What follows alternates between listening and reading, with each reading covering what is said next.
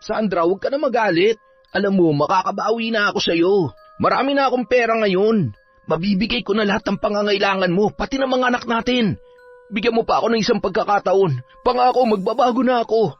Hindi na kita sasaktan. Hindi na ako gagawa ng kalokohan. Kaya sumama na ulit kayo ng mga bata sa akin. Mag-asawa tayo, di ba? Nababaliw ka na. Naririnig mo ba ang sarili mo? Asawa? Hindi ka na nahiya pagkatapos ng lahat ng ginawa mo. Wala ka man lang ni katitig na konsensya at pagsisisi. Lumayas ka. Hindi ka namin kailangan. Ha? Sino ka? Bakit mo ginagawa sa akin to? Tama na! Tigilan mo na ako! Kulang na kulang pa yan para sa mga lalaking halangang kaluluwa na katulad mo. Ngayon mo ilabas ang tapang mo para pagsamantalahan ang anak ko.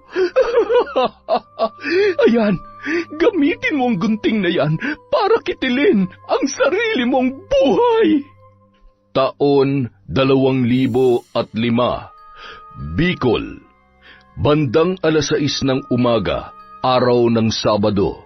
Abala ang mag-asawang sina Roy at Vilma na noon ay pupunta sa palayan. Binabayaran sila ng may-ari ng 200 kada araw.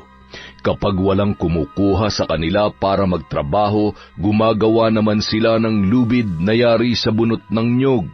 Yun din ang isa sa pinagkakakitaan ng mga tao sa kanilang lugar. Mayroon silang 7 anak at ang panganay nilang lalaki na sana ay makakatulong na ay maaga namang nakabuntis. Nagsasama na ang mga yon sa isang maliit na bahay na itinayo malapit lamang sa kanilang mga magulang. At kung minsan ay sa kanila rin yon umaasa. Sa laki ng pamilyang nabuo ni na Roy at Vilma, hindi sapat ang kanilang kinikita araw-araw. Kapos sa pagkain, mayroon maliit na lupang sakahan ang mag-asawa. Doon ay pilit nilang pinagbubungkal ng lupa ang kanilang mga anak upang magtanim ng kamoteng kahoy at iba pa na pwedeng ibenta nila sa sentro at pantawid na rin ng gutom kapag wala silang bigas. Hindi matugunan ang pangangailangan ng mga bata sa paaralan. Nang pumasok pa ang mga yon sa eskwela ay tinitiis na lamang nila ang gutom. Walang maayos na uniforme at sira-sira na rin ang mga tsinelas.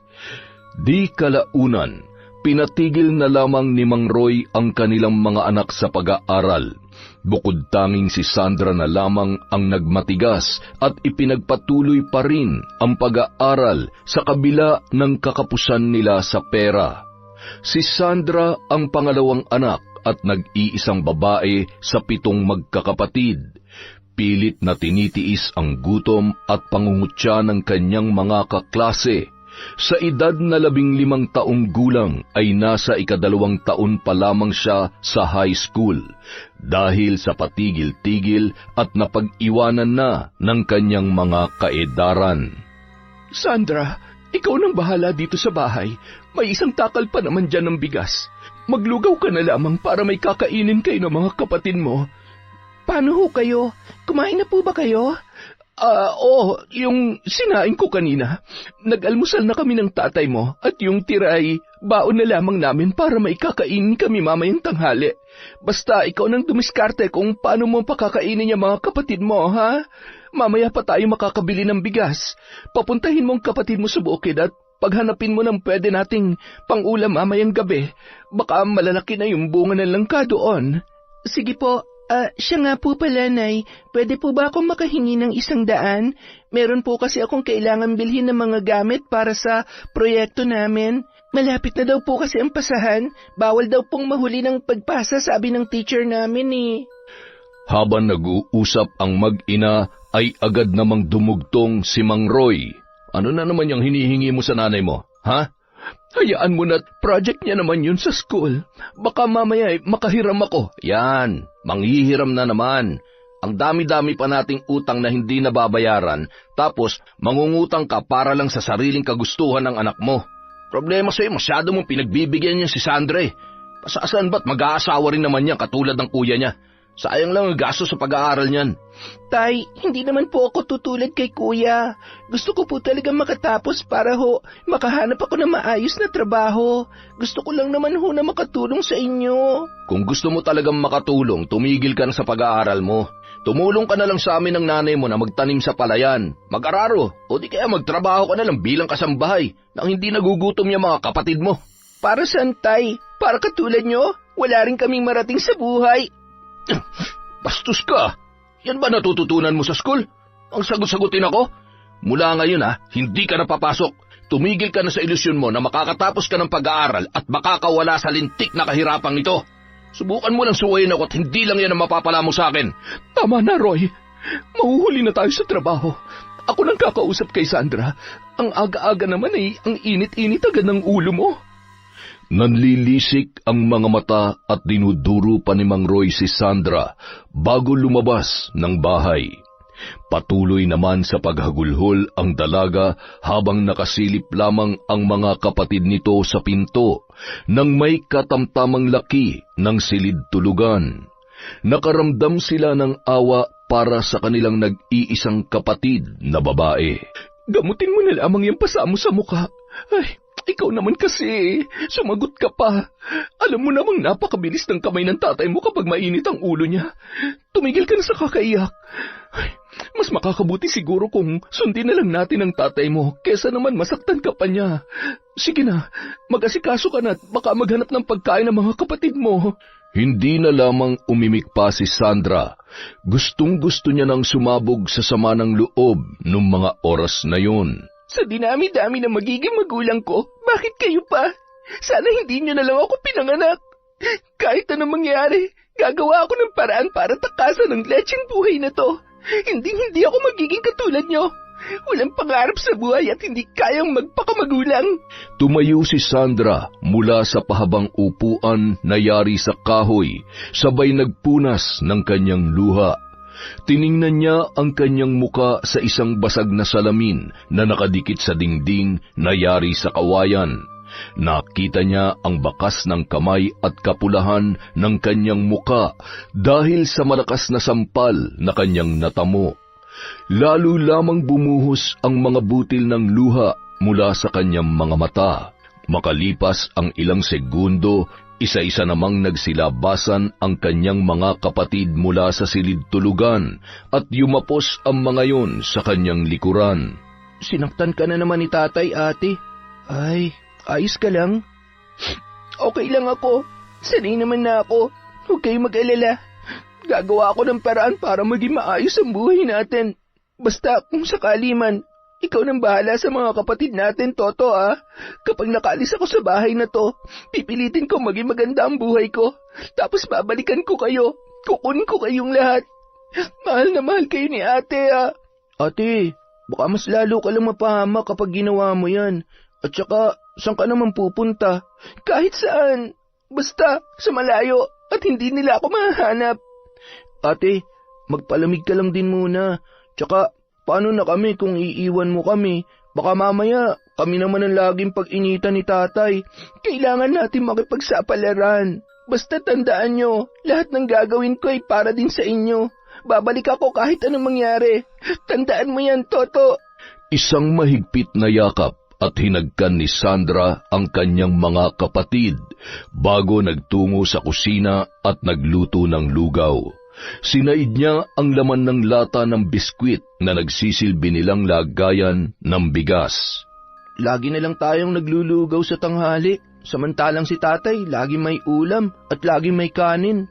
Pagtsagaan na lang natin yan. Kailangan niya rin naman yon dahil maghapon sila magtatrabaho sa palayan. Okay na to, kesa wala tayong makain ngayon. Mamaya, pumunta kayo sa bukid at manguha kayo ng pwede nating panghapunan. Hindi natin alam kung bibili sila ng bigas o hindi. Kapag umuwi sila nang wala tayong pagkain, kasalanan pa natin yun. Baka sabihin ni tatay, hindi talaga tayo gumagawa ng paraan para mabuhay. Mabuti pa, magsiligo na muna tayo. Hindi pa naman nakaluto si ate. Sakto, pagbalik natin makakakain na tayo. Sige na, sumunod na kayo sa kuya ninyo. Mag-iingat kayo at baka mahulog kayo sa balon, ha? Toto, ikaw na magsalok ng tubig para sigurado. Huwag makulit doon, ha? Sige po, ate. Tara, magdala kayo ng timba at tabo. Sinundan pa ni Sandra ng tingin ang kanyang mga kapatid na noon ay papalabas na sa kanilang tarangkahan. Sabay na pabuntong hininga ang dalaga at ipinagpatuloy ang kanyang ginagawa. Pagkatapos niya magluto ng lugaw na ginisa lamang sa sibuyas at bawang na walang ibang sahog, bigla namang dumating ang kanilang panganay na kapatid na si Emong. "Oh, mag-isa ka lang dito? Nasaan si nanay tsaka yung mga kapatid natin?" Umalis na si nanay at tatay, may trabaho sa palayan. Nasa balon naman yung mga bata, naliligo. "Ano niluluto mo? Bango ah. Sandukan mo nga ako, wala pang pagkain sa bahay. Tsaka hatiran mo din ang ate mo ng pagkain. Kakain muna ako, ha?" Kuya, ano kasi? Kulang na nga ng isang takal yung nilugaw ko. Pagkakasyahin lang din namin hanggang mamayang tanghali. Hindi pa kasi... Aba, nagdadamutan mo ba ako? Baka nakakalimutan mo na parte pa rin ako ng pamilyang to. Kaya kung anong pagkain dito, pagkain ko rin. Kaya kainupa ka ni tatay. Saksakan ka ng tigas ng ulo eh. Sabagay, kapatid naman talaga kita. Huwag mo akong itulad sa'yo. Hindi ako magiging katulad mo. Uy, ang yabang mo naman. Wala ka pang napapatunayan, ganyan ka na? At wala nang nagawa si Sandra para pigilan ang kanyang kuya Emong. Kumuha siya ng malaking mangkok at nagsalin ng lugaw habang pangisi-ngisi na tila ba inaasar pa siya ng kanyang kuya. Pagkatapos ay agad na rin yung umalis. Napakuyom na lamang ng kamao ang dalaga dahil sa pagpipigil ng kanyang inis sa kanyang kuya. Nang makaalis na si Emong, ilang minuto lamang nagsidatingan na rin ang kanyang mga kapatid. Naglagay na siya ng mangkok sa mesa at pinaghainan ang mga bata na noon ay nagbibihis pa lamang. Halina kayo, kain na! Nagunahan pa ang mga yon papunta sa kusina, kaya naman natawa si Toto sa mga maliliit pa nilang kapatid mula sa edad na 9 at ang bunso nila ay nasa 6 na taong gulang pa lamang. Ikaw ate, sumabay ka na sa amin. Kumain na ako kanina pagkatapos ko magluto. Sige lang, kain lang kayo. Meron pa dito. Sigurado ka bang kumain ka na, ate? Oo nga. O siya, maiwan ko na muna kayo ha. Maglalaba muna ako at napakarami nating labahin. Basta maya-maya pumunta kayo ng bukid para maaga rin kayo makauwi. Kahit anong gulay na pwede nating lutuin mamaya magdala kayo ha. Mag-iingat din at baka may ahas doon. Huwag niyo na isama si Tonton at Bunso at sobrang init. Marunong naman yan maiwan dito. Tonton, Bunso, dito lang sa loob ng bahay ha. Maglaro lang kayo dito. Oh, sige na. Aalis na ako. Magpakabusog kayo. Tumango na lamang ang mga bata habang humihigop ng kanilang lugaw. Bit-bit ang isang malaking palanggana at timba na punong-puno ng mga labahin ay tumungo yun sa balon. Sakto namang pagdating niya ay naroon si Eric, ang isa sa matalik niyang manliligaw. Nasa 8 taon ang pagitan ng kanilang edad. Agad namang kinuha nito sa kanya ang mabibigat niyang daladala. Bakit hindi ka nagpatulong kay Toto? Kaya ko naman kasi. Huwag mo akong kukulitin ha. Wala ako sa mood para makipagkulitan ngayon. Teka, ano nangyari dyan sa mukha mo? Sinaktan ka na naman ni Mang Roy? Gago talaga yung tatay mo. Wala talagang awa. Okay lang ako. Mawawala din naman yan. Kasalanan ko rin naman dahil sinagot ko siya. Ay, tsaka huwag ka na kasing nakikialam sa buhay ko. Nakakairita ka naman eh. Nakakairita raw. Ikaw rin. Kapag nakaalis na ako dito sa baryo natin, mamimiss mo rin ako. Aalis ka? Oo, may papasukan akong bagong trabaho. Medyo mapapalayo ako sa iyo pero mas maraming oportunidad doon. Mas malaki rin yung sahod kesa magtiyaga ako sa pangingisda at pagtatanim sa bukid. Marami ka bang kakilala doon? May ilang kamag-anak doon na nanay ko, pero tiyuhin kong nagrekomenda sa akin sa trabaho. Alam mo, kung papayag ka lang na magsama na tayo, hindi ka na mapapagod. Ako na magtatrabaho para sa atin. Pwede ka pa rin mag-aral, tutulungan kita. Ipaparanas ko sa iyo ang buhay prinsesa. Utot mo, prinsesa ka dyan. Ay, pero teka, seryoso ka ba talaga dyan sa sinasabi mo? Hindi mo ba ako niloloko? Baka iniisip mo na pwede mo akong utuin dahil mas bata pa ako kaysa sa'yo, ha? Hindi ko gagawin sa'yo yan, Sandra. Alam kong malayo ang agwat ng edad natin, pero sigurado ako sa nararamdaman ko para sa'yo. Gusto kitang bigyan ng magandang buhay. Hindi na rin ako natutuwa na lagi ka nalang sinasaktan ng tatay mo. Kapag sumama ka sa akin, magiging maayos ng lahat. Tutulungan kita, hindi kita pababayaan. Dahil sa mga sinabi ni Eric, tila nabuhayan ng loob ang dalaga. Yun na lamang ang nakikita niyang paraan upang makaalis sa lalong madaling panahon. Mahigit 1 taon na ring nanliligaw sa kanya ang binata, kaya naman nakikita niya kung gaano kapursigido yon. Nakikita niya rin sa mga ikinikilos at sinasabi nito ang sinseridad. Sige, Eric, sasama ako sa'yo. Ha? Talaga? Oo, pero sa isang kondisyon. Tuparin mo lahat ng pinangako mo at sinabi mo sa akin. Oo, hindi mo pagsisisihan ang desisyon mong yan. Mahal kita, at ang gusto ko lang naman ay matulungan ka na makabangon sa hirap ng buhay. Yun din naman ang gusto mo, hindi ba? Hindi ko to gagawin para sa sarili ko, ha? Kailangan kong makapagtapos at magkaroon ng maayos na buhay. Babalikan ko mga kapatid ko. Ayaw kong habang buhay na lang din silang maging sunod-sunuran sa kung anong sasabihin at gusto ni tatay. Kinagabihan, habang naghahapunan ang buong pamilya ay napansin ni Aling Vilma na tila ba malalim ang iniisip ng kanyang anak na si Sandra. Bahagya niya pang tinapik yun sa braso dahil masama na naman ang tingin ni Mang Roy sa dalaga. Kumain ka na, mga anak.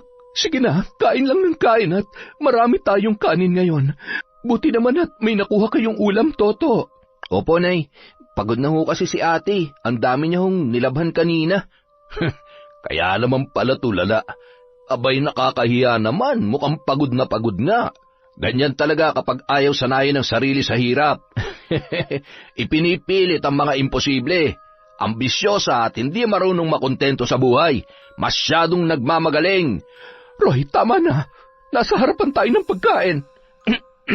Sige ho, mamaya na lang ho pala ako kakain. Busog pa ho ako. Kita mo na? Bastos talagang ugali ng anak mo eh. Nag-iisang babae pero saksakan ng... Ay, sige. Ubusin nyo na yan, mga anak. Huwag kayong magtitira kahit kakarampot. Dapat sa mga ganyang walang modo, ginugutom para madala. Makalipas ang 3 araw, bandang 3:00 ng umaga, bumangon si Aling Vilma para umihi. Sinilip niya ang magkakapatid sa kabilang kwarto. Tulog na tulog ang mga yon. Pagkatapos ay iginawi niya naman ang tingin sa papag sa may sala kung saan doon natutulog si Sandra. Wala doon ang dalaga, kaya naman ginising niya si Toto. Toto, nasaan ang ate mo? Ano po yun, Nay? Nakakagulat naman ho kayo. Nasaan ang ate mo? Bakit wala siya sa higaan niya? Ho, hindi ko po alam. Baka naman po umihilang, Nay. Tumayo si Toto at tiningnan ang mga gamit ng kanyang ate. Nawawala ang may katamtamang laki ng bag na ginagamit noon sa eskwela, pati na rin ang medyo maayos niyang mga damit. Nay, mukhang tinutuon niya nga ho yung sinabi niya noong nakaraang araw. Lumayas na nga ho si Ate Sandra. Diyos ko naman, saan naman siya pupunta? Nagtungo si Vilma sa silid nilang mag-asawa at agad na ginising si Roy. Roy, gumising ka. Kailangan nating hanapin si Sandra. Lumayas na yata. Wala ang mga damit niya. Pambihira naman talaga, oh. Wala na bang alam gawin niyang anak mo kundi bigyan tayo ng sakit sa ulo? Hayaan mo siya. Bakit mo hanapin? Lumayas ka, di ba? Ibig sabihin, ayaw niya nang sumunod sa mga magulang niya. Roy naman, ikaw naman kasi masyado kang masakit kung magsalita sa anak mo. Sinasaktan mo pa siya. Nag-iisang babae natin yon tapos... Wala akong pakialam. Tsaka pwede ba, wag mo nga akong sisihin sa katigasan ng ulo ng anak mo. Kahit saan siya pumunta, wala rin mangyayari sa buhay niya. Pwede mo naman kasi siyang kausapin ng maayos. Lahat naman kasi dinadaan mo dyan sa init ng ulo mo eh. Kapag nagagalit ka, sinasaktan mo siya. Maraming beses mo na siyang pinagbuhatan ng kamay. Tinuturoan ko lang siya ng leksyon. Ikaw may kasalanan dahil kinukonsinti mo. Kaya lumaki ang ulo nun eh. Tama naman kasi ang anak mo. Ano ba masama sa pag-aaral niya kung yun ang nakikita niyang paraan para gumanda ang buhay niya? Siguro hindi naman aabot sa ganito kung sinuportahan lang natin siya sa pag-aaral. Sinuportahan? Kapos na kapos nga tayo sa pang-araw-araw na pagkain tapos ipipilit niya pa yung gusto niya. Gusto ko lamang tanggapin niya na ang katotohanan na mahirap lang tayo at hindi natin siya kayang pag-aralin. Wala tayong pera. Ganun kasimple yun. Mahirap bang intindihin yun? Pwede na siya magtrabaho kung gugustuhin niya. Makasarili lang siya. Sarili niya lang ang iniisip niya. Napailing-iling na lamang si Aling Vilma na lumabas sa kanilang silid at nagpatuloy sa paglabas sa kanilang bahay. Humihikbi yun at pilit na pinapakalma ang kanyang sarili habang ipinagdarasal ang kanyang anak. Anak, kung nasaan ka man ngayon, gabayan ka sana ng Diyos. Mag-iingat ka at sana'y matupad mo ang mga pangarap mo sa buhay. Gaano man katagal, hihintayin ka ni nanay. Mahal na mahal kita. Patawarin mo ko dahil wala akong magawa para maipagtanggol ka sa tatay mo. Sumunod naman si Toto sa kanyang ina at niyakap yon ng mahigpit. Samantala, sakay ng tricycle ay ramdam na ramdam pa rin ni Sandra ang kaba. Naghahalo ang kanyang emosyon nung mga sandaling yon. Ngunit sa mga oras na yon ay sigurado na siya sa kanyang naging pasya. Manong, dyan na lang po ako sa may kanto. Sigurado ka, iha. Masyado pang madilim at delikado. Alanganing oras pa para bumiyahe papuntang bayan. Baka wala pang dumaan na jeep. O kung meron man, siguradong punuan yan. Wala ka pa namang kasama. Wag ho kayo mag-alala. Maya-maya lang ho, nandito na yung kasama ko. Dito po kasi kami magkikita. Tumango na lamang ang tricycle driver at agad na ring umarangkada papaalis. Hindi pa man gaanong nakakalayo ay natanawan naman noon ang motor na paparating. Habang papalapit ay natitiyak niya na si Eric na yon. Mabuti naman at marunong siyang tumupad sa usapan. Ay, alam kong maiintindihan ng mga kapatid ko kung bakit ko ito nagawa.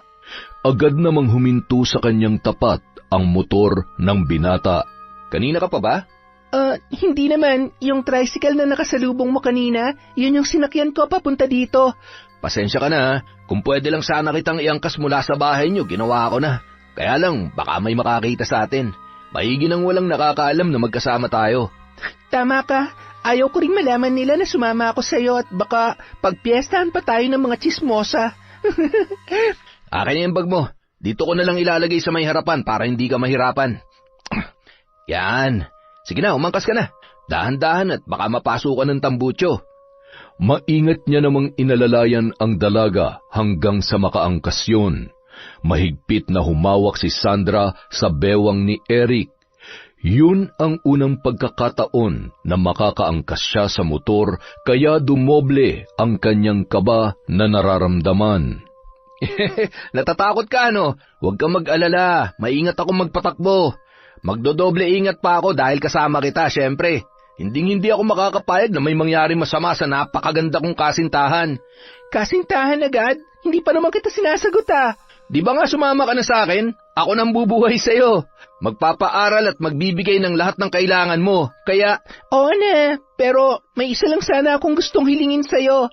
Gusto ko kasing makasiguro na makakatapos ako ng pag-aaral, kaya huwag kang mag-alala. Malaki ang respeto ko sa'yo. Hindi ako magiging mapilit sa mga bagay na hindi ka pa handa at hindi mo gusto. Masaya na ako na magkasama tayo at matulungan kitang abutin ang mga pangarap mo. Hindi kita pababayaan, Sandra. Naging panatag naman ang kalooban ni Sandra dahil sa mga narinig niya mula sa lalaki. Madilim pa rin sa kalsada at mangilan-ngilan pa lamang ang mga sasakyan na kanilang nakakasalubong.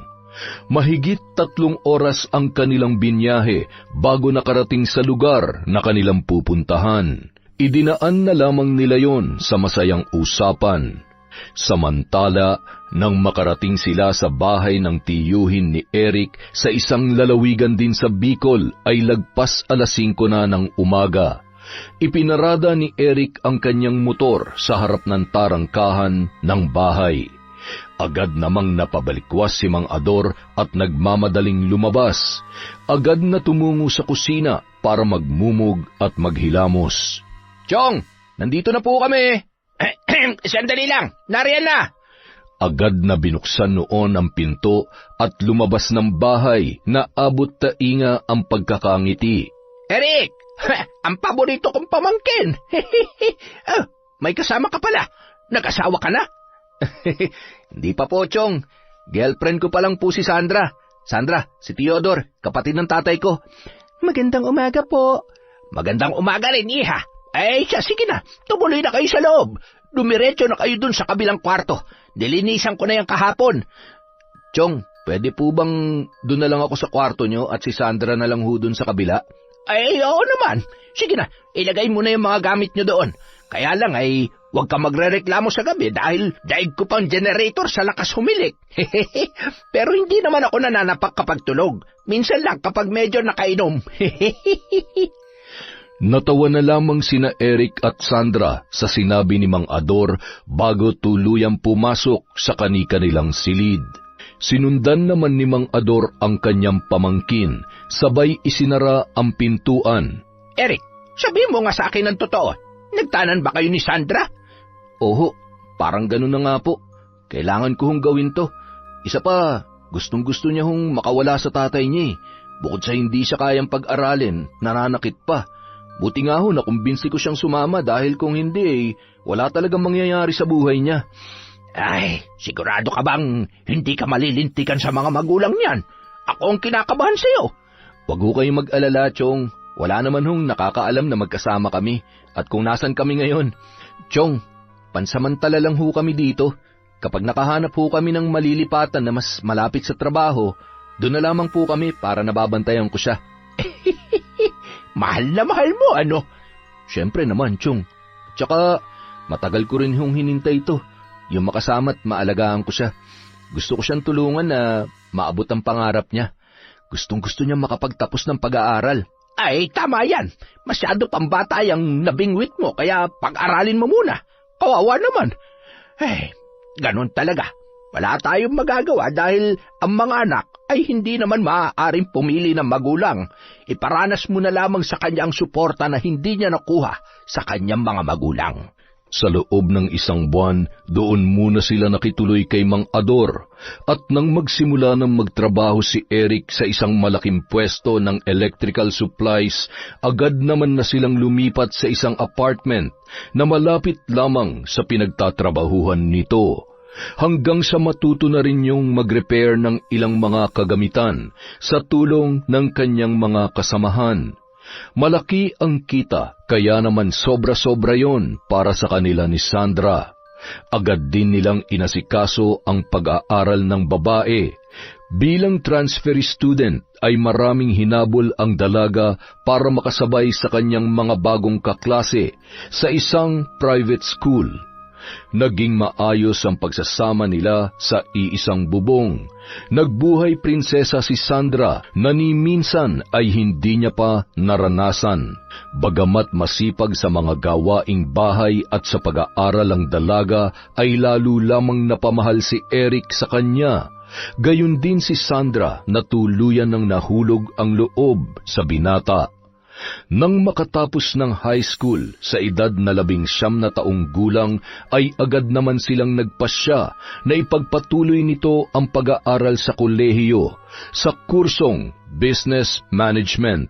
Ngunit sa hindi inaasahang pagkakataon, nagdalang tao ang dalaga. Ngayong buntis ka na, hindi makakabuti kung lagi kang mapapagod. Mahal, huminto ka kaya muna sa pag-aaral. Ha? Sayang naman, ilang buwan nilang matatapos ng second semester. Kaya ko naman at hindi naman masela ng pagbubuntis ko. Ay, wag na matigas ang ulo. Ikaw lang naman ang iniisip ko Maigi na yung nakakasiguro tayo. Buti sana kung malapit lang dito ang school mo. Hindi naman kita mahatid at masundo. Alanganin yung pasok mo Pero kaya ko naman kasi. Ano ba mahirap intindihin sa sinabi ko? Bakit pa tatnatat kang pumasok? Baka naman may iba ka ng dahilan kaya gustong-gusto mong ituloy ang pag-aaral mo.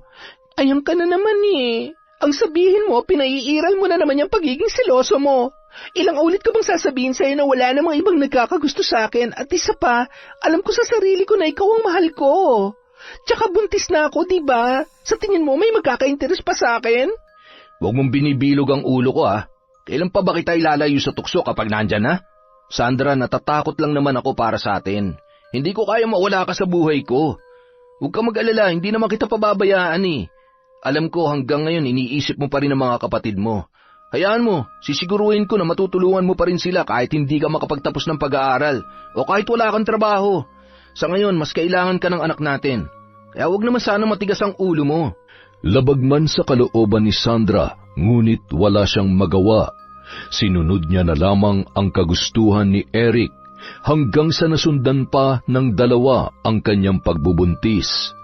Nagkaroon sila ng isang anak na lalaki at dalawang magkasunod na babae. Nawala na sa isip ni Sandra ang pag-aaral at naging abala na siya bilang ina at asawa ni Eric. Naikasal na rin sila nang minsang magkaroon ng kasalang bayan sa kanilang lugar. Nanatiling masipag sa pagtatrabaho si Eric upang matugunan ang pangangailangan ng kanilang pamilya. Lalo na nang magkasakit ang kanilang panganay na si Drake nang ito ay nasa unang taon sa elementarya. Mayroon yung kondisyon sa kidney, kaya naman kailangan nung sumailalim sa dialysis. Dahil doon, nagkanda patong-patong na ang utang ni Eric sa kanyang amo at maging sa isang kilalang tao na nagpapautang sa kanilang lugar. Dahil sa patong-patong na utang ay nagiging iritable na ang lalaki, lalo na sa kanyang asawa na si Sandra. Ano, wala na namang ulam? Hindi ka man lang gumawa ng paraan kahit mangutang ka man lang muna ng sardinas sa tindahan?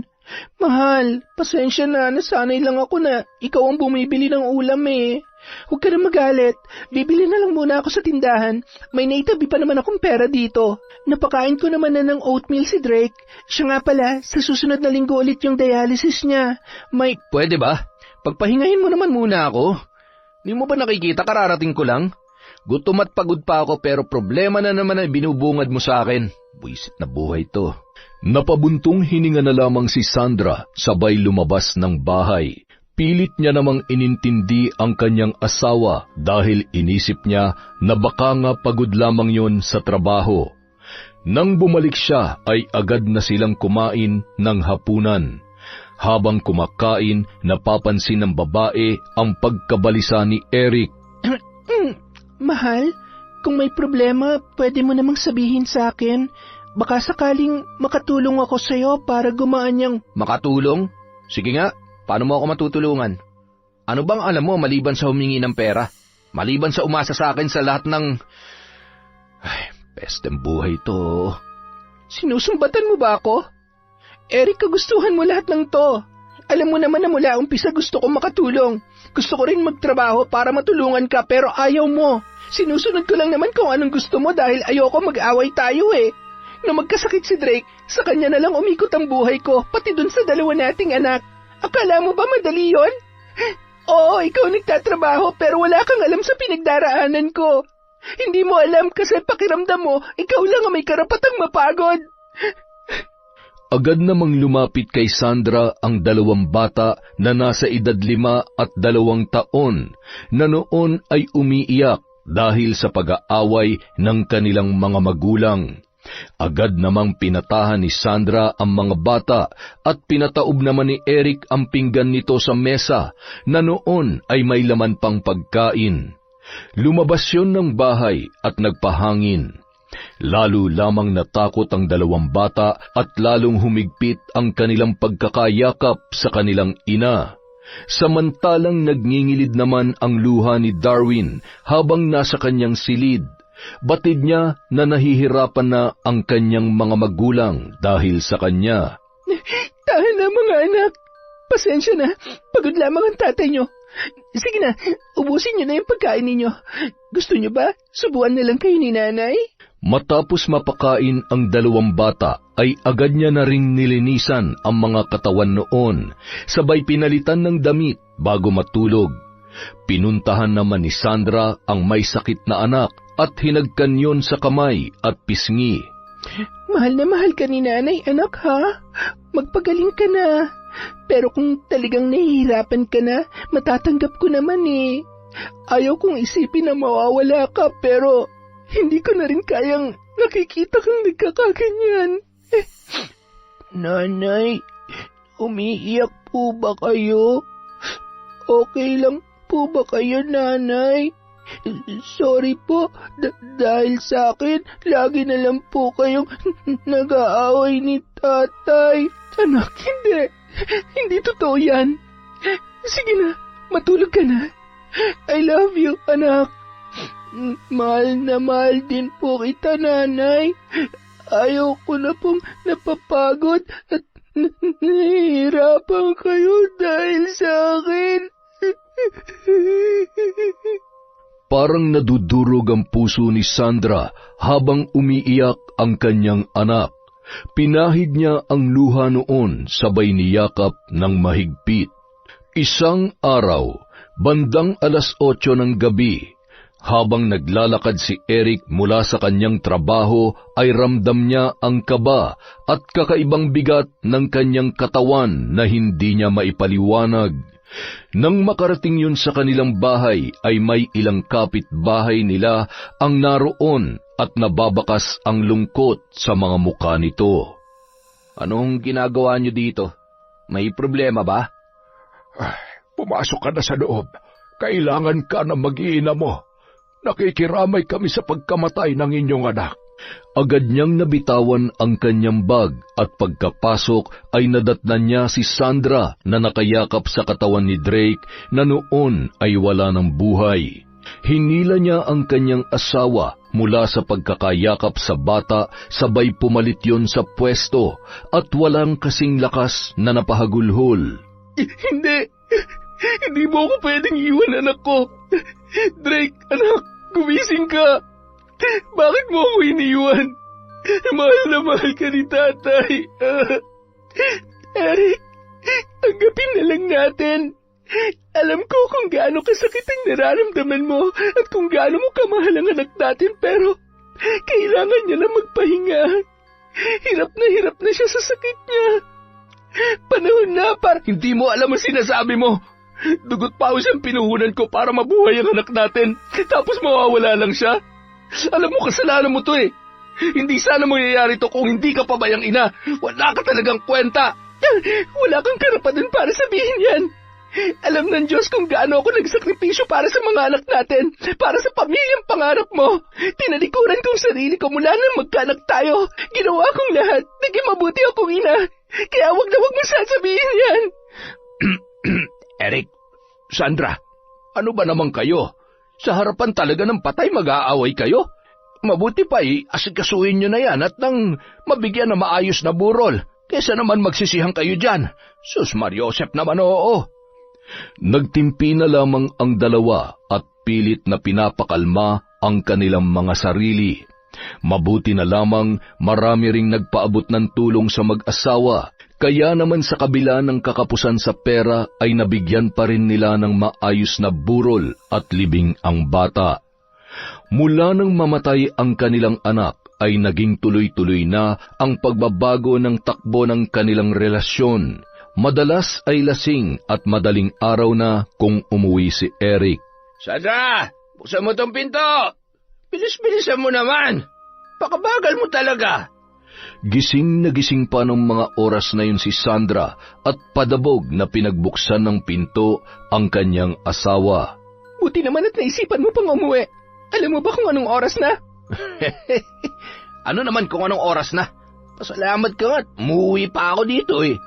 Talaga bang paninindigan mo yung pambababae mo? Hindi mo man lang iniisip na may pamilya ka. Ang dami-dami pa nating utang tapos inuuna mo pa yung pag-inom at pagbabayad sa mga pokpok. Wag mo akong mapagtaasan ng boses at pagsalitaan ng akala mo naman napakaulira ang asawa mo. Wala ka nang ang kwentang asawa, wala ka pang kwentang ina. Ikaw ang dahilan kung bakit namatay ang anak natin, dahil pabaya ka. Kaya wag mo akong pinakikialaman ha. Asawa lang kita at kahit anong oras, pwede kitang palitan.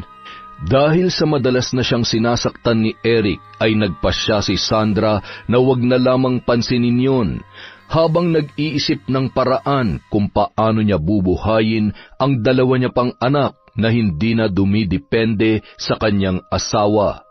Tumanggap siya ng labada at doon niya na lamang nilalabhan sa bahay upang mabantayan niya rin ang kanyang mga anak. Ngunit lalo lamang nagalit si Eric. Ano mga yan? Tumatanggap ako ng labada para kahit paano may kitain ako. Sayang din naman, tsaka ilang araw ka nang hindi nakakapasok eh. Wala na tayong pambili ng bigas at ulam. Gusto mo talagang pagtawanan ako ng mga kapitbahay natin, no? Ano na lang ang sasabihin nila? Wala akong kwentang asawa? Pinababayaan ko kayo? Ano bang gusto mong patunayan, ha? Na kaya mong buhayin ang mga anak natin dahil lang sa buwisit na labahin na yan? Eric, napapagod na ako makipagtalo sa'yo. Sana wag mo na lang masamain ang ginagawa ko. Sige, kung ayaw mong ganito ang trabaho ko, mas mabuti pa maghanap na lamang ako ng ibang trabaho sa bayan. Paano yung mga bata? Ha? Gagawa ko ng paraan. Sisiguruhin ko na magiging maayos ang lagay ng mga bata kahit magtrabaho ko. Kung gusto mo, ikaw naman muna magbantay sa kanila at ako naman ang magtatrabaho. Bahala ka sa buhay mo, buwisit. Masyado ka nagmamagaling. Hindi na lamang sumagot pa si Sandra para hindi na humaba ang kanilang pagtatalo. Napabuntong hininga na lamang siya. Gabi-gabi niyang ipinagdarasal na sana ay manumbalik na sa dati ang kanyang asawa. Pilit niya na lamang kinukumbinsi ang kanyang sarili na babalik pa yon kung paano yon nagsimula. Ngunit habang tumatagal ay lalo lamang lumalala ang ugali noon. Isang araw, isang hindi inaasahang bisita ang dumating sa kanilang bahay. Sakto namang wala noon si Eric dahil 2 gabi na yon na hindi umuuwi. Matagal ka na naming gustong puntahan ni Toto. Kaya lang, abala sa pagtatrabahong kapatid mo. Buti na lamang at may nakapagsabi sa amin na dito ka namin makikita. Sayang at hindi mo na inabot ang tatay mo. Ano pong ibig niyong sabihin? Wala na siya. Alam mo ba, paulit-ulit niyang binabanggit ang pangalan mo bago siya binawian ng buhay. Nagkaroon siya ng malubhang karamdaman. Gusto niyang humingi ng tawad sa lahat na nagawa niya sa iyo.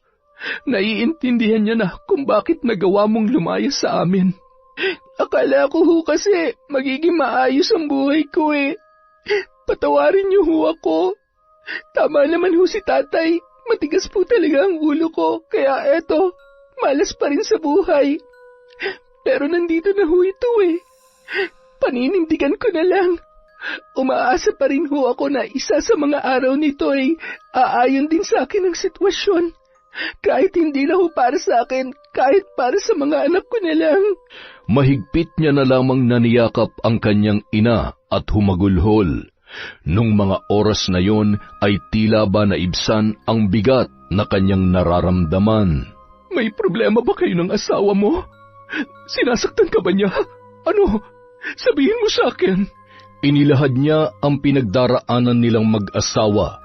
Matapos mag-usap ay minabuti munang isama ni Aling Vilma ang mga bata pauwi sa kanila. Mga anak, kailangan muna magtrabaho ni nanay para sa inyo, ha? Doon maaalagaan kayo ng lola niyo at mga tito ninyo. Kailangan ko lang malaman kung nasaan ang tatay niyo ngayon. Paano anak? Aalis na kami. Mag-iingat ka. Basta sinasabi ko sa iyo sa tingin ko ay sumakabilang buhay na ang asawa mo. Mahirap hanapin ang ayaw magpahanap. Iingatan mong sarili mo. Kung sakali man na tama ang hinala ko, hayaan mo na siya. Magtrabaho ka na lamang para sa mga batang ito. Umuwi ka na lang din sa bahay natin. Kahit anong mangyari, tayo-tayo pa rin na magtutulungan. Pero wag na wag kanyang pagbubuhatan ulit ng kamay dahil kapag nagkataon, babarangin ko talaga siya. Kinabukasan, agad na nag-apply ng trabaho si Sandra. Matapos ang 1 linggo na paghahanap ng trabaho ay maswerteng natanggap siya bilang sales lady sa isang department store. Nang magkaroon ng pagkakataon ay sinubukan niyang hanapin ang kanyang asawang si Eric. Isang araw, bandang 6:00 ng hapon, habang namimili si Sandra sa palengke ay napalingon siya nang marinig niya ang isang pamilyar na boses na may kasamang babae. Maayos ang pananamit, may kalakihan ng katawan at napalunuklaway naman siya nang makita kung gaano kakapal ang makeup noon at agaw pansin ang mahaba noong pilik mata. Agad niyang nilapitan yon at tinawag ang pangalan ng kanyang asawa. Sandra? Bakit gulat na gulat ka? Hindi mo ba ako ipapakilala sa kasama mo? Sino ka ba? At bakit kilala mo ang boyfriend ko, ha? Boyfriend? Kaya naman pala nakalimot ka na may pamilya ka dahil may iba ka ng kinalolokohan. At ikaw, babaeng saksakan ng haba ang pilik mata? Mabigat ba yan? Ay, paano mo naman naging boyfriend ang asawa ko? 2 bagay lang. Marami ka sigurong pera o di kaya naman, ginayuman mo ba to? Excuse me, ano bang pinagsasasabi ng babaeng ito, Eric? Sabihin mo nga sa akin, niloloko mo ba ako? Totoo bang asawa mo ang hampas lupang yan? Sorry. So, totoo nga. Manloloko ka? Mukha ka ring pera. Galit na galit umalis ang babae. Sabay tumalikod na rin si Sandra sa kanyang asawa na tila ba walang nangyari. Sandra, sandali lang, mag-usap tayo. Alam kong malaki ang kasalanan ko, pero asawa mo pa rin ako. Ayusin naman natin to. Pakiusap. Bitiwan mo ako. Sana naisip mo yan bago ka gumawa ng kalokohan. Kailangan ko lang gawin yon dahil kailangan ko ng malaking halaga. Malaking halaga? Para saan? Para sa mga utang ko.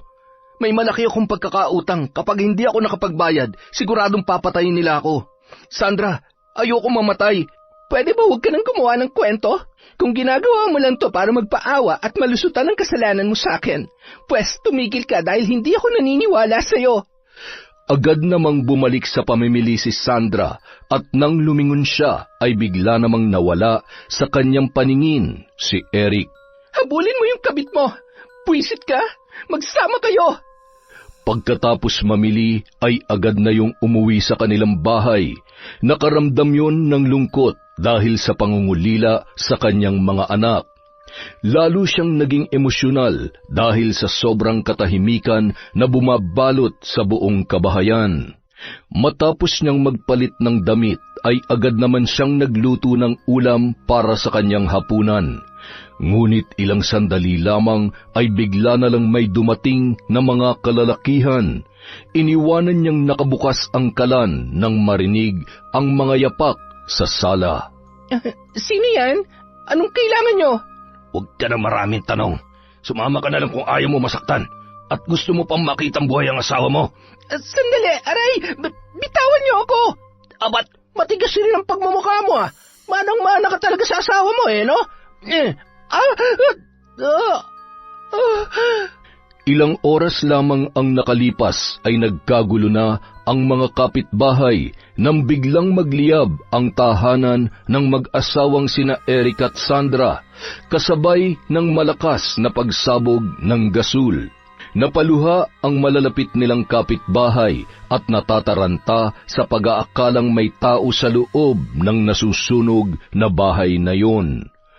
Nang magkamalay si Sandra ay nasa isang malaking bodega na siya na maraming sira-sirang parte ng mga sasakyan na nakatambak.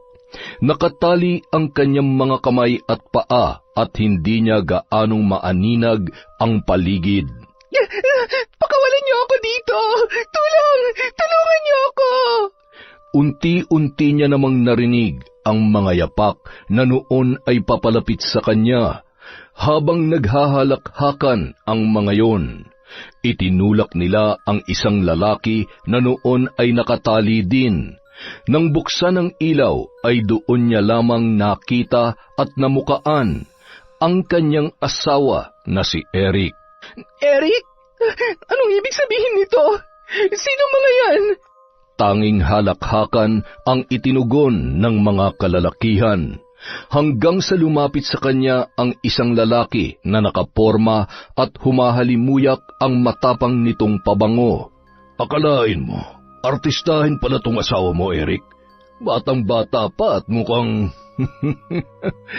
Ano kaya kung siya na lang ang ipambayad mo sa akin? Para naman kahit papano ay makabawi ka sa atraso mo. Tingnan nyo naman, mapapakinabangan ko palang asawa nito eh. Mukhang may mas pakinabang pa to kaysa sa'yo. Pakiusap, huwag niyo akong papatayin. Ayaw ko pa mamatay. Hindi ko kayo pipigilan sa kung anong gusto niyong gawin sa asawa ko. Nakikiusap ako. Huwag niyo lamang kami papatayin. Ano? Nasisiraan ka na ba talaga, Eric? Ano ba talagang kasalanan mo sa kanila para gawin nila sa atin to? Ano bang ginawa mo? Ano ba nangyayari? Sabihin mo! Oh, hindi mo pala alam ang kalokohan ng asawa mo eh, no? Para malaman mo, napakalaki ng utang ng lalaking to sa akin. Marunong magsugal pero hindi marunong magbayad. Aba, hindi naman tama yon. Ni minsan wala pang naglakas ng loob na gumago sa akin, maliban dito sa magaling mong asawa. Sugal? Kailan ka pa natutong magsugal, ha? Yun lang ang nakita ko nung paraan para magkaroon ng malaking pera para may pagamot natin si Drake. Sandra, tulungan mo naman ako. Pagbigyan mo na lang sila, kung hindi pareho tayo mamamatay. Paano ng mga anak natin? Hayop ka? Talagang kaya mong gawin sa akin to? Lahat na lang ba gagawin mo para makalusot sa kasalanan mo? Ito bang kapalit ng lahat ng ginawa mo sa akin? Wala kang kwentang asawa. Pinagsisisihan ko ang araw na naniwala ako sa'yo. Napakasama mo. Narinig mo ba yung sinabi ng asawa mo? Wala ka raw kwenta. Oo nga naman. Kaya itong dapat sa'yo.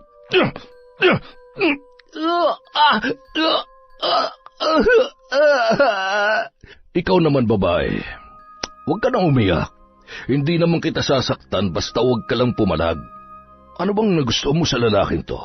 Bukod sa mas matanda na sa'yo, mukhang pinaasa ka lang din sa magandang buhay na ipinangako niya. Huwag ka mag-alala dahil ngayong gabi, makakalimutan mo lahat ng sama ng loob mo dito sa asawa mo. Basta sasamahan mo ako sa langit. Ha? Bitiwan mo ako! Ano ba? Hayop ka! Wala ka nang magagawa dahil ngayong gabi, akin ka na! Pagbabayaran niyo to! Isa-isang nagsilabasan ang mga tauhan ng lalaki habang patuloy na pinagsasamantalahan ang pagkababae at kahinaan ni Sandra sa harap ng kanyang asawa. Habang binababoy ng lalaking yon ang kanyang katawan ay wala siyang ibang maramdaman kundi galit kay Eric na nung oras na yon ay nakatulala lamang at nakatingin sa isang sulok habang tumutulo ang kanyang mga luha. Patawarin mo ko, pero ito lang ang tanging paraan para makauwi tayo ng buhay sa pamilya natin. Sana mapatawad mo pa rin ako pagkatapos ng lahat ng ito. Matapos pagsawaan ng lalaki ang katawan ni Sandra ay agad na rin yung nagbihis at lumapit kay Eric. Hindi pa tayo tapos. Kailangan mo pa magtrabaho sa akin para tuluyan kang makabayad sa mga utang mo. Pasalamat ka dahil naibsan ang galit ko sa iyo dahil sa masarap mong asawa. Siguruhin mo lang na mananatiling tikom ang mga bibig ninyo kung ayaw mong pati mga anak mo ay pagbayarin ko sa atraso mo sa akin. Si Sandra naman tulala lamang habang dumadaloy ang luha sa kanyang mga mata. Nandidiri sa kanyang sarili at walang ibang nararamdaman kundi matinding galit. Ilang sandali lamang bumalik ang mga tauhan ng lalaki. Ano? Tarantado ka kasi, kaya ayan, asawa mo tuloy ang napagdiskitahan ni boss. Pasalamat ka na lang at yan lang ang inabot nyo, pero huwag kang gagawa ng kahit ano laban sa kanya. Dahil sa susunod na magkita-kita ulit tayo, totodasin na kayo noon. Lalo ka na! Kinalagan nila si Eric na noon ay nakatali sa isang poste. Itinulak pa yon ng mga kalalakihan papunta sa asawa habang humahalakhak ang mga yon. Tila wala pa rin sa sarili ang nakahilatang si Sandra ng mga sandaling yon. Hindi pa rin nakaayos ang kanyang damit. Si Eric naman ay umiiyak habang pilit na itinatayo ang kanyang asawa. Matapos ang matagal na minutong pananahimik, ay muling may lumabas na boses sa bibig ng babae. Bitawan mo ako. Kasalanan mong lahat ng ito. Hindi kita mapapatawad kahit lumuha ka pa ng dugo. Naging mabuting asawa ako sa'yo. Paano mo ito nagawa sa akin? Paano mo natin na mangyari sa akin ang lahat nito? Hayop ka! Hayop! Tumigil ka na. Nangyari na nangyari. Hindi ba dapat magpasalamat ka na lang dahil buhay pa tayo? Kung hindi ako pumayag sa gusto niya, paano mga bata? Papatayin nila tayo. At talagang ginagamit mo pa mga bata? Kailan ka pa ulit nagkaroon ng pakialam sa amin, ha? Pinabayaan mo na kami, di ba? Matagal na ako nagtitiis sa mga maling pagtrato mo sa akin. Lahat ng yun tiniis ko kasi akala ko napagod ka lang sa pagiging mabuting asawa mo. Pero mukhang nagkamali ako. Ngayon hindi mo na kailangan magmaskara para itago kung sino ka talaga. Mula ngayon, tapos na tayo. Wala ka ng mga anak at wala ka na rin asawa. Hindi mo ako pwedeng talikuran. Ano ba pinagmamalaki mo, ha? Kaya mo ba? Baka nakakalimutan mo na kung hindi dahil sa akin. Tama na! Huwag mo akong ikulong sa utang na loob na matagal ko nang pinaghirapan. Isang malaking pagkakamali na naniwala ako sa lahat ng mga pansamantalang kabutihan mo. Kinamumuhian kita. Nanginginig ang tuhod na tumayo si Sandra at dahan-dahang naglakad palabas sa malaking lumang gusali hanggang sa makarating siya sa kalsada. Isang tricycle driver naman ang sumaklolo sa kanya. Nang makita siyang naglulupasay sa kalsada, umiiyak at sumisigaw sa galit. Isinakay siya noon hanggang sa makarating sa kanilang bahay. Ngunit hindi niya inaasahan ang kanyang madadatnan nung mga sandaling yun. Amoy niya pa ang usok mula sa natupok nilang bahay dahil sa sunog. Napaupo na lamang ang babae sa harap ng kanilang tarangkahan. Awang-awa naman ang tricycle driver na nag-abot pa ng 200 piso bilang tulong kay Sandra. Nagpunta naman siya sa isa sa kanilang mga kapitbahay at ninang ng kanyang pangalawang anak. Awang-awa yun sa kanyang kalagayan, lalo na nang malaman nito ang pinagdaanan ni Sandra sa taong pinagkakautangan ni Eric. Nagmabuting loob na ihatid nito si Sandra sa lugar na kanyang kinalakihan upang makasiguro na ligtas siyang makakauwi. Matapos ang mahigit 3 oras na biyahe ay muli niyang nahagkan at nayakap ang kanyang mga anak, pati na rin ang kanyang mga kapatid na noon ay binata na. Malayo na ang kaibahan ng bahay na iniwan niya noon. Mas malaki at mas matibay na yun ngayon. Ngunit sa pagkakataong yun ay wala na ang kanyang tatay Roy. Malugod namang nagpasalamat si Aling Vilma sa kumare ni Sandra bago yun umalis. Sa isang silid, taimtim na nag-usap ang mag-ina. Ano ba talaga nangyari? Bakit may mga pasaka? Nagkita na ba kayong dalawa? Sinaktan ka na naman ba ni Eric? Magsabi ka sa akin ng totoo. Hayop siya, Nay. Demonyo siya. Naghahasa ako ng dahil sa kanya. Binaboy nilang pagkatao ko. Napakuyom ng kamao si Aling Vilma. Ramdam niya ang sakit, takot at bigat ng kalooban ng kanyang anak nung mga oras na yun. Napakasama nila. Huwag ka mag-alala. Pagbabayarin natin ang hayop mong asawa, pati na rin ang lalaking gumahasa sa'yo. Tahan na, anak ko. Kailangan mong tatagan ang loob mo alang-alang sa iyong mga anak. Makalipas ang 3 araw. Nay, ano hong ginagawa natin dito? Ano po ang mga yan? Nandito tayo para maningil at gumanti sa mga nang walang hiya sa'yo, lalong-lalo na sa demonyo mong asawa. Hinding-hindi ko mapapalagpas ang pagkakataong ito. Nakakalungkot isipin na halos parehong kapalaran natin sa pag-aasawa. Kaya naman, marapat lamang na muli kong gamitin ang aking kaalaman sa pambabarang upang tulad ko, makalaya ka na rin sa kasamaan ng isang lalaking bahagang buntot at ginawa kang pambayad sa kanyang mga utang. Pero, paano? At kailan pa ho kayo natutong gumamit ng mga ganyan, Nay? Matagal ko nang itinatago ang aking kaalaman. Nang makilala ko ang tatay mo, itinago ko ito sa kanya. Nagbago ko. Tinalikuran ko to sa mahabang panahon para lamang sa tatay mo. Pero siya rin na nag-udyok sa akin na bumalik sa pambabarang. Nang lumayas ka, halos araw-araw ay sinasaktan niya kami ng mga kapatid mo. Madalas kinukuha niya ang kita namin para makabili ng alak at natuto pang magsabong. Naging mas malupit ang tatay mo hanggang sa muntik niya na ako mapatay noong mag-away kami. Sa sobrang galit ko, muli kong binuhay ang kaalaman ko para gantihan siya. Pinatay ko siya. Ako ang pumatay sa demonyo dito sa pamilya natin. Pinatay niyo si tatay? Sa pamamagitan ng mga gamit na ito? Oo, tama. Sa pamamagitan ng pambabarang ay kaya kong pumatay.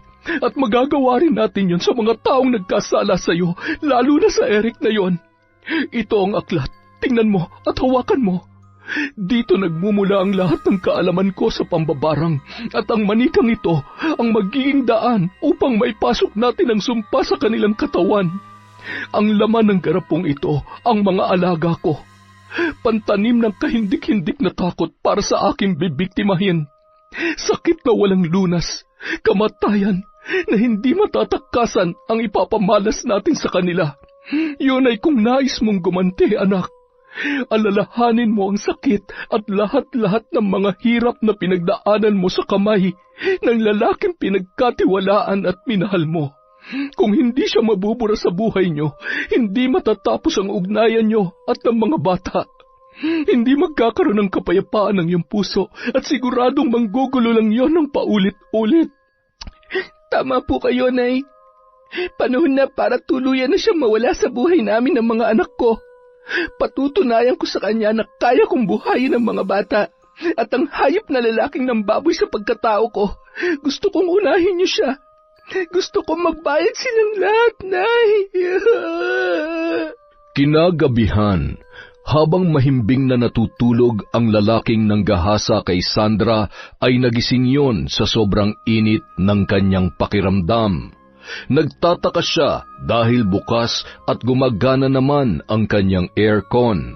Nang siya ay tumayo, bigla na lamang nagpatay-sindi ang ilaw. Napadungaw pa siya sa bintana nang marinig ang malakas na alulong ng mga aso. Natanawan niya rin ang kanyang mga tauhan na nag-iinuman sa kubo.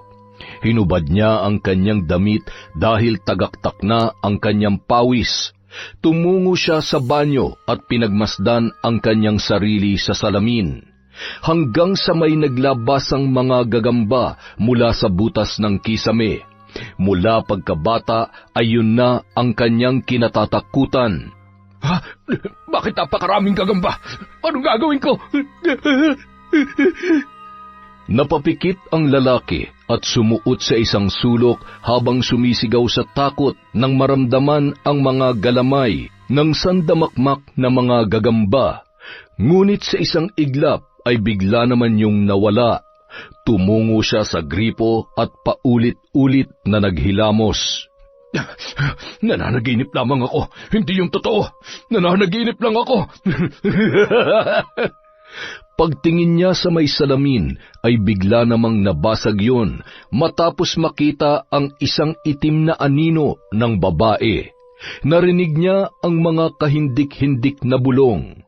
Tinakpan niya ang kanyang tainga kasabay ay naihina siya sa salawal sa labis na takot nang marinig niya ng paulit-ulit ang kanyang pangalan. Natagpuan niya na lamang ang kanyang sarili na gumagapang sa sahig. Maya-maya naramdaman niya ang pagtama ng mga hampas sa kanyang paa na tila ba binabalian siya ng buto, dahilan para hindi na siya makatayo. Pilit niyang inabot ang gunting sa kanyang mesa sa kwarto at hinawakan yun. Sino ka? Bakit mo ginagawa sa akin to? Tama na! Tigilan mo na ako! Kulang na kulang pa yan para sa mga lalaking halangang kaluluwa na katulad mo. Ngayon mo ilabas ang tapang mo para pagsamantalahan ang anak ko. Yan, gamitin mo ang gunting na yan para kitlin ang iyong buhay. Hindi mapigilan ng lalaki ang kanyang mga kamay na animoy may sariling buhay na unti-unting itinatarak ang matulis na bahagi ng gunting sa kanyang tiyan. Bago yun tuluyang nawalan ng malay ay kitang-kita niya ang isang imahe ng babae na nakatayo sa kanyang tagiliran. Mamamatay ka na! Mamamatay ka na! Isa-isa namang nagsitakbuhan ang mga tauhan nito nang marinig ang sigaw ng kanilang amo. Isa na rin sa mga tauhan niya ay si Eric bilang bahagi ng kanilang kasunduan. Nang makaakyat ang mga yon sa kabahayan, ay nagpaunahan pa sa kwarto kung saan naroon ang wala ng buhay na lalaki. Halos masuka sila sa napakaraming dugo at ang hindi maipaliwanag na nagliliparang mga insekto sa silid nito at napakaraming gumagapang nagagamba sa kanyang katawan. Ano nangyari sa kanya? Ano mga yan? Aba, malay namin. Hindi ba't ikaw ang umalis kanina para umihi?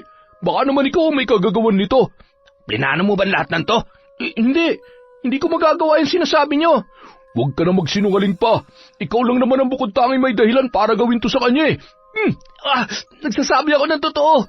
Hindi ako mamamatay tao.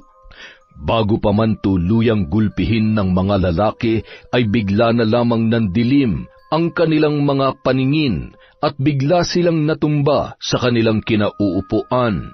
Kapansin-pansin ang napakaraming dugo mula sa kanilang mga ilong na bumubulwak sabay ng mga tipaklong at uod na kulay itim. Ano nangyayari sa inyo? Ano ba nangyayari? Gumising kayo! Hoy! Hindi! Patay na rin sila! Anong klaseng nilalang ang may gawa nito sa inyo? Nagpalinga-linga yun sa kanyang paligid at nang makita ang ilang mamahaling gamit at isang bag na naglalaman ng maraming pera ay napalitan ang takot noon ng tuwa. Agad siyang umalis, bitbit ang naturang bag. Siguro ito ng paraan para muli ko maayos ang pamilya ko. Sigurado matutuwa si Sandra kapag nakita niya mga to. Hindi niya ako matatanggihan. Ayusin namin ang pamilya namin.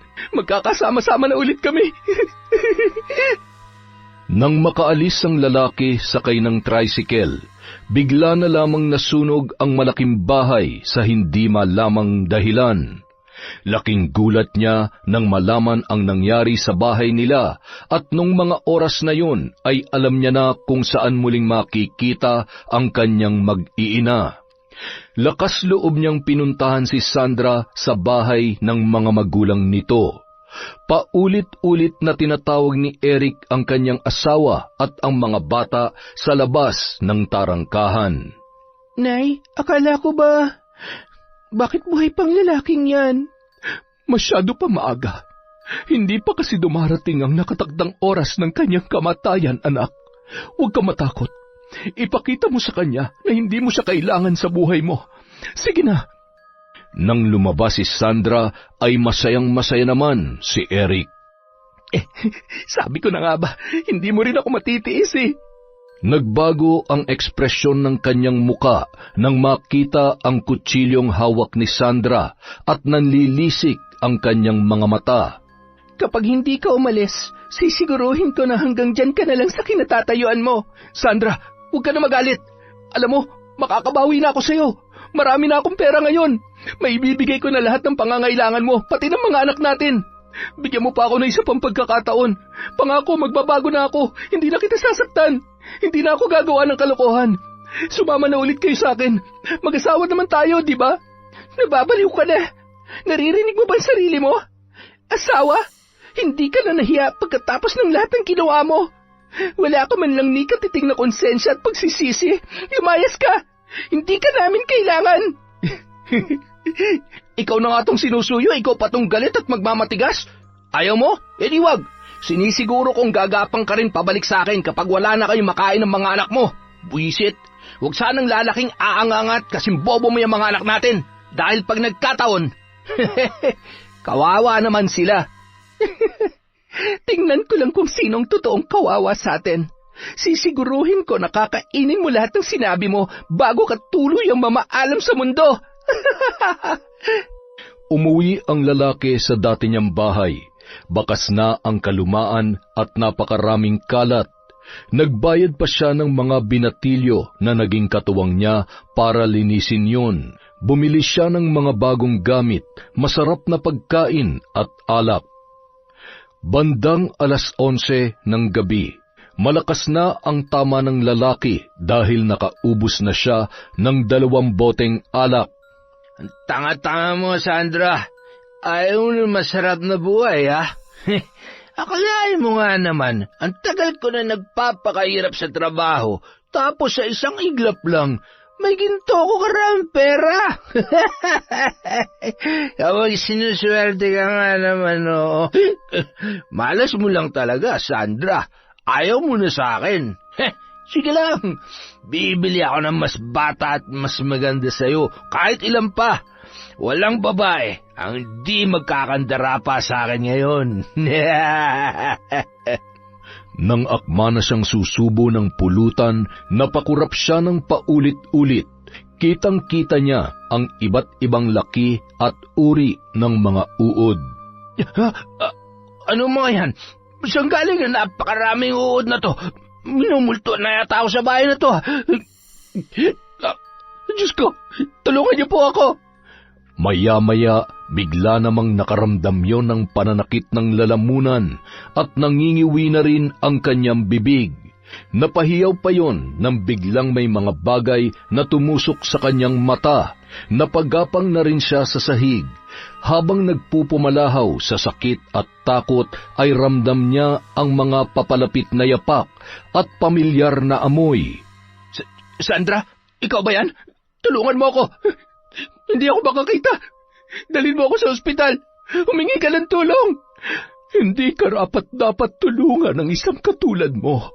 Ang dapat sa'yo'y pahirapan. Tatapusin na kita. Sa kabilang banda, gamit ang mga lumang karayom at pulang sinulid, ay paulit-ulit na tinahi ni Vilma ang manika sa parteng bibig nito. Wala nang lalabas na masakit na salita dyan sa bunganga mo upang maliitin at manipulahin ang anak ko. Gamit ang isang matalim na kutsilyo, nilaslas nun ang leeg ng manika. Kaya naman, nung mga oras na yun, ay biglang bumaha ng dugo sa bahay ni Eric at unti-unti na yun nalagutan ng hininga.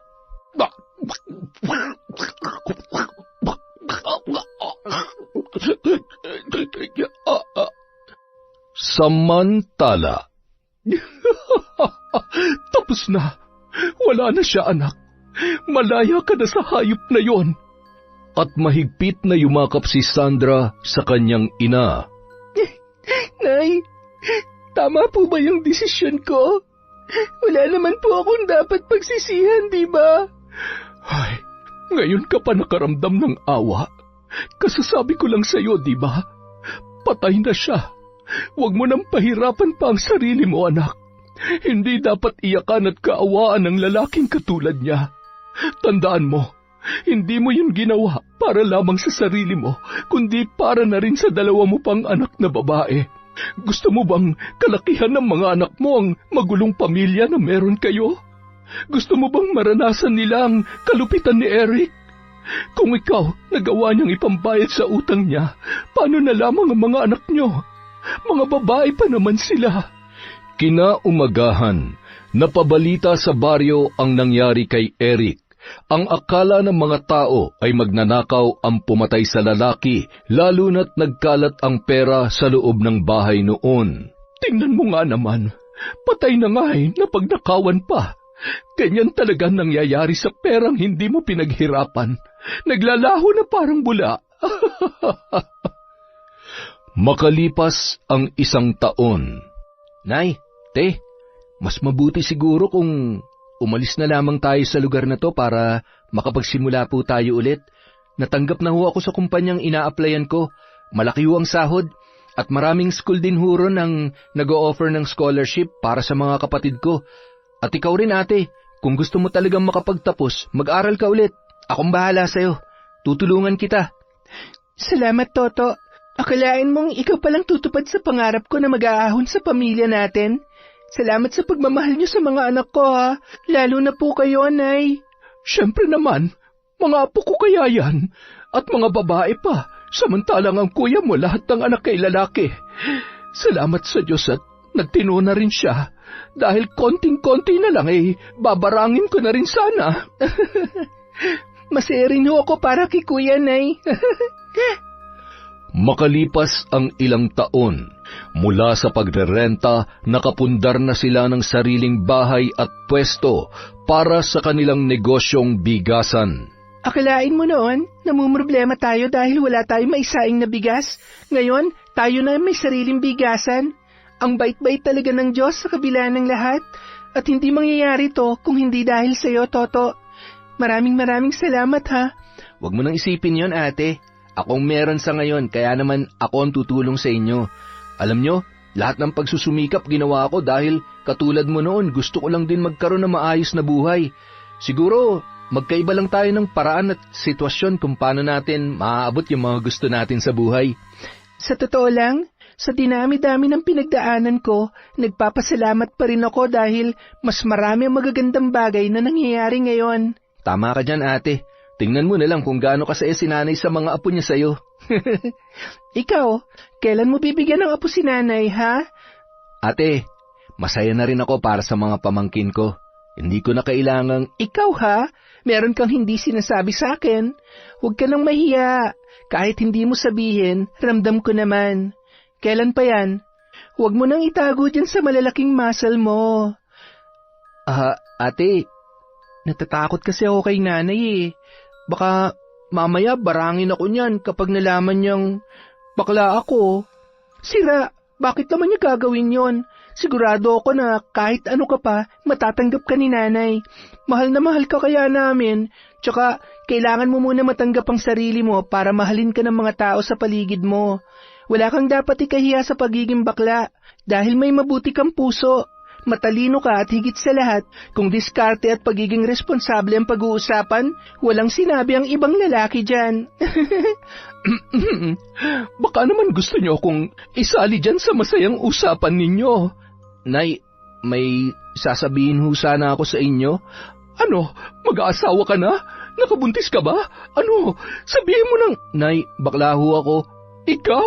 Bakla? Ay, sus Mariosep, pinaglololoko mo ba ako? Sandra, kunin mo nga yung pambarang ko. Nay naman, sabi ko na nga ba Biro lamang yun, anak. Totoo yung sinabi ko sa inyo, kaya lang natatakot ho ako na baka makurot niyo ako sa singit. Ay nako, bakit naman ako magagalit? Hindi ba't mas masaya dahil dalawa pa lang babae ko? O baka naman meron pa rin hindi naamin sa 4 na binatilyo ko dyan. Ay nako, sus Mariosep. Yon, dumadami na tayong mga bakla dito sa kwentong Enteng. Mabuhay po kayo. Dahil dyan, meron tayong shout out. Simulan po natin kay MJ Pondang. Hi po kay Mariam Duka, kay Princess Apple from Robert Crimen. Hi kay Habi Mitsuru from Raquel Hasigawa. Hello din po kay Emma Dumato, kay Desiree de los Santos, sa mga nambugbog, kay Kurt Mina, hello sa inyo. Hi po kay Joanna Bolante Marasigan from Barzay, Kuna. Happy birthday kay Ashley na nasa Kona, Hawaii from Febe Ranyada. Hi kay Zane Axel Ranada. Hello po kay Chris Gel Mamado. Hi kay I Love Traveled, kay Roslyn Jimenez. Hello kay Lydia Lopez. Hi kay Mona Karem, kay Rachel Fizaris, at kay Zairab Sharif. Hello din po kay Vivian Escondo, kay Abel Hipolito, kay Christine Guevara from Lebanon. Hello kay Marisa Villanueva, kay Isabel FD, kay Edeline Oman, RB Nene, at kay Boss Eber Pasqua from Paul Norman Mercado. Hello po kay Maricon Aran, kay Celia Tolentino, Lenny Villegas, Mary Ann Pesino, kay Mikasa RG. Hello din po kay My Favorite Song Collection, kay Eric Ampad, kay Marjorie De Quilla, kay Mira from Batangas, kay Elizabeth Hardenil. Hi din po kay Maria Therese Alimios. Hello kay Billy Ray, Jenny May, Ray Buendia from Lucy Buendia. Hello po kay Edna Lintupas. Shout out kay Mel Santarita, kay Just Me, kay Marivic Sente, kay May Megs, kay Jessica Rojas, hi kay Salve Laureta, kay Dores Estander, kay Annalyn Compendio, kay Zara Falarcuna, kay Ingkong Natik. Hello po kay Maria Lina Kagawa, kay Ami Viray, shout out kay Cherry Mukbang ASMR. Hello din po kay Shauma TV, kay Chat Advincula, kay Josefina Fuelias, shout out kay Cleo Abalos, kay Carmela, kay Sally Roldan, kay Lore Lee Coral, kay Zenaida Adoviso, kay MJ Pablo, hi kay Jonah Halog, kay Manny Maniego, kay Delia Luwage Tonzo, shout out po kay Filipina Palsario, kay Gemma Jane Guagano, kay Junior Tumampok, hello po kay Febe Ranyada, kay Mirasol Masuher, kay Rai, kay Hazel Mea 05. Shout out din po kay Catalea Soto. Happy birthday po kay Rodney from Febe Ranyada, kay Glef Plenel. Hi kay Judy Sabelina, kay Rosalina Bugayong, kay Lydia Torilla. Hi din po kay Hana Maylin Sesgundo, kay Tess Gutierrez. Yun, pinsan, napakagaling ng ginagawa mo dyan sa Hong Kong. Mag-iingat po kayo palagi. Hello po kay May Espiritu. Hi kay Susana Llobrera, kay Monica Nieves, kay Ella Heda, kay Adi Larico, sa asawa po ni Zaira Kim Magbanwa. Hello kay Michelle Marciano, kay Lotlot Soberano. Shout out kay Dimples Yumi, kay Arlene Castro Ramos. Shout out din sa napakalupit po na si writer Michelle. Hi kay Annalisa Puazo, kay Jellies, at happy birthday po kay Mira ng August 31. Mabuhay ka hanggang gusto mo, ma'am. Hi kay Asa Garcia sa JBY Girls ng Marcelo Green, Parañaque City. From Leia Acubia. Hi po kay Vivian Gatchalian, kay Finky Rusi 14. Hello din po kay Jennifer Mauricio, kay Edgardo Fontanilla, kay Sheena Enriquez, kay Joan Pionello, kay Ami Bug. Hello din po kay Cola Lona, kay Lady Sparrow Taurus, kay Roxanne Gaudicos, kina Ryzen Nieves at Dongbang Nieves from Monica Nieves. At siya nga po pala, makikiusap po si Kwentong Enteng, pakisupport po natin ang ating kaibigan na si Ang Hukom na nagbalik na ulit. Maraming salamat po mula sa Kwentong Enteng.